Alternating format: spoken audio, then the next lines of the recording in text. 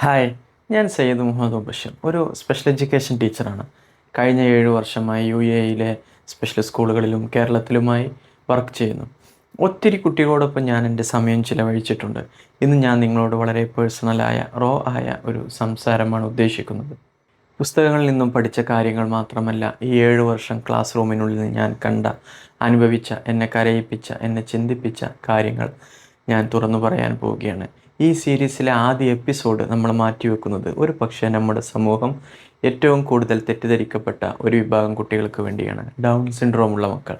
ഞാൻ ക്ലാസ് റൂമിൽ കയറുമ്പോൾ ഏറ്റവും ആദ്യം എൻ്റെ കണ്ണിലുടക്കുന്നത് ഒരു ചെറിയ കുട്ടിയുടെ വലിയ ചിരിയായിരിക്കും. അവൻ്റെ കണ്ണുകൾ ചെറുതായി ചെരിഞ്ഞിരിക്കും, നാക്കൽപ്പം പുറത്തേക്ക് വന്നിരിക്കും, കൈകൾ ചെറുതായി തൂങ്ങിയിരിക്കും. പക്ഷേ അവൻ്റെ ചിരിയുണ്ടല്ലോ, അത് ലോകത്തിലെ ഏറ്റവും ശുദ്ധമായ ചിരിയാണ്. ഞാൻ അവനോട് ചോദിക്കും, മോനിന്ന് എന്താ വേണ്ടത്? അവൻ എനിക്ക് വലിയൊരു ഹഗ് തരും.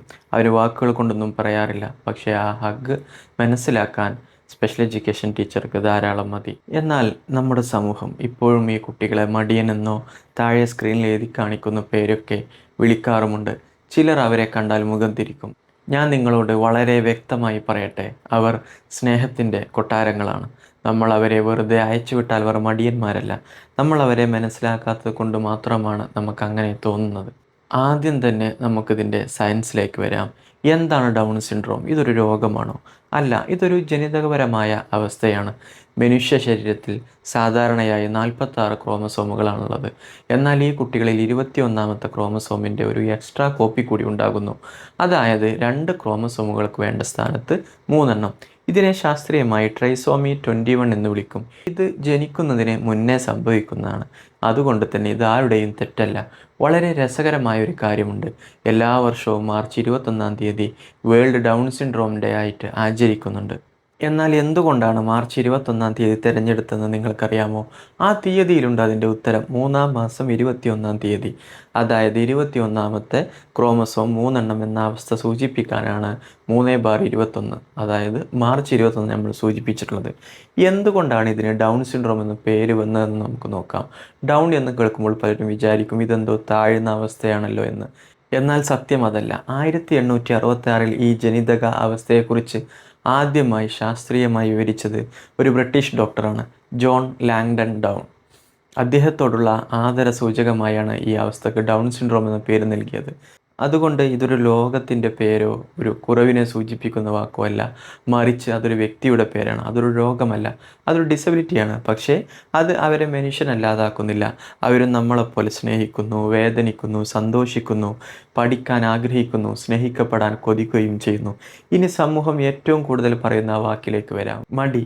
അവന് ഭയങ്കര മടിയനാ, എപ്പോഴും കിടക്കുക, നടക്കാൻ മടിയെന്ന് പലരും പറയുന്നത് ഞാൻ കേട്ടിട്ടുണ്ട്.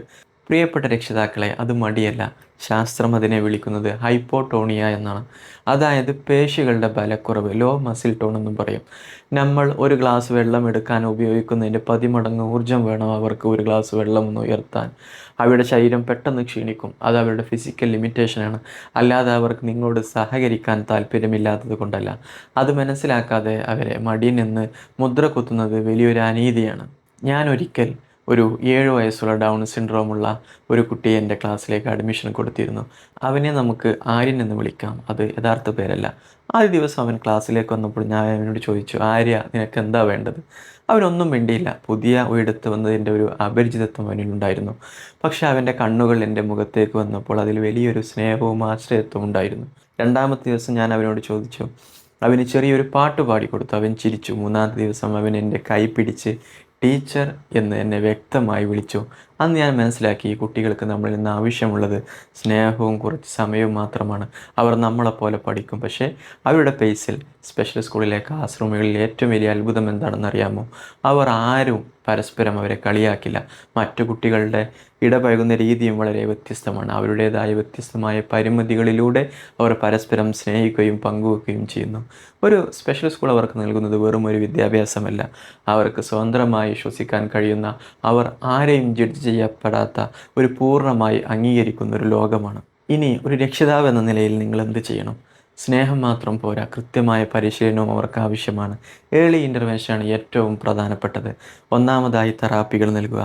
സ്പീച്ച് തെറാപ്പിയും ഒക്യുപ്പേഷൻ തെറാപ്പിയും എത്രയും വേഗം തുടങ്ങുക. അവരുടെ സംസാരശേഷി മെച്ചപ്പെടുത്താനും ദൈനംദിന കാര്യങ്ങൾ സ്വയം ചെയ്യാനും ഇത് അവരെ സഹായിക്കും. രണ്ടാമതായി കളികളിലൂടെയുള്ള പഠനം. വെറുതെ അവരുടെ കയ്യിൽ ഒരു മൊബൈൽ ഫോൺ കൊടുത്തിരുത്തരുത്. ഞാൻ നേരത്തെ പറഞ്ഞ ഹൈപ്പോട്ടോണിയ മറികടക്കാൻ അവരെ സഹായിക്കേണ്ടതുണ്ട്. അതിനാൽ അവർക്ക് ഫൈൻ മോട്ടോർ സ്കിൽസ് ഡെവലപ്പ് ചെയ്യുന്ന തരം ഡെവലപ്മെൻറ്റൽ ടോയ്സുകൾ നൽകുക.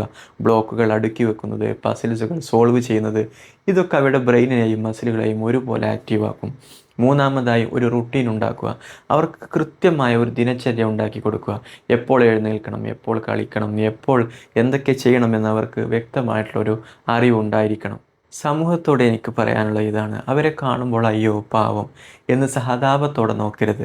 അവർക്ക് നിങ്ങളുടെ സഹതാപമല്ല, അംഗീകാരമാണ് വേണ്ടത്. അവരും ഈ സമൂഹത്തിൻ്റെ മക്കളാണ്. അവരെ ഡൗൺ സിൻഡ്രോം ഉള്ള കുട്ടി എന്നല്ല അവരുടെ പേര് വിളിക്കുക. ഞാൻ നേരത്തെ ആര്യനെ പരിചയപ്പെടുത്തിയതുപോലെ അവരുടെ ഐഡൻറ്റിറ്റി, അവരുടെ ഡിസബിലിറ്റി അല്ല, അവരുടെ പേരാണ്. അവർക്ക് സംഗീതം, നൃത്തം, ഡ്രോയിങ് എന്നിവയിലൊക്കെ അസാധാരണമായ കഴിവുകൾ ഉണ്ടാകാം. അത് കണ്ടെത്തുക, പ്രോത്സാഹിപ്പിക്കുക. അവരെ നമ്മൾ മടിയനെന്ന് വിളിക്കുമ്പോൾ നമ്മുടെ അക്ഷമയെയാണത് കാണിക്കുന്നത്.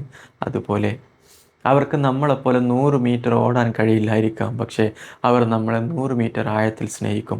അതെനിക്ക് ഉറപ്പുണ്ട്. ഇനി നിങ്ങളുടെ കുട്ടിക്ക് ഡൗൺ സിൻഡ്രോം ഉണ്ടെങ്കിൽ അതൊരു ശാപമല്ല, ഒരു പാപവുമല്ല.